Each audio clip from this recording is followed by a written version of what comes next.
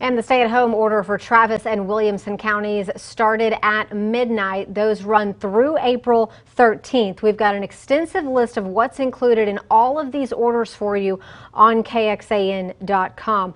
Despite those local stay-at-home directives and an executive order from Governor Abbott last week, some Texans are still gathering in groups of more than 10 people. And standing together closer than 6 feet. KXAN's Maggie Glenn has a closer look at compliance around Texas.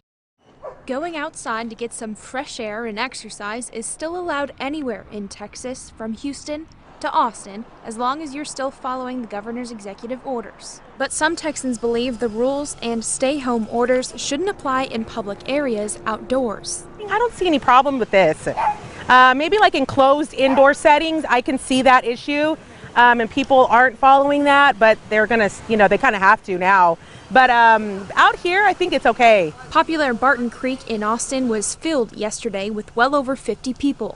Honestly, I don't see anything wrong with it. I don't. Personally, but it's a personal preference. After a stay-home order took place at midnight, it's not as crowded, but groups still seem to be encroaching on the 6-foot rule. Just human nature. You want to be next to someone, especially if you want to speak to some, get to know somebody. While several cities have fines in place for breaking these rules, local leaders are depending on the members of the community to enforce them. We obviously don't have the capacity to be able to enforce something like this through jail time and fines. This has got to be something that our community decides is important enough to do.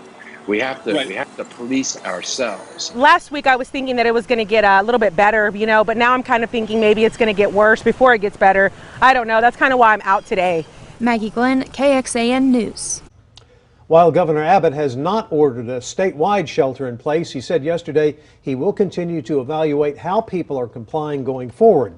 The governor's current executive orders are in place until at least April 3rd. The current punishment for violating the stay-at-home order in Austin is set as a 3-month jail sentence and a $1,000 fine.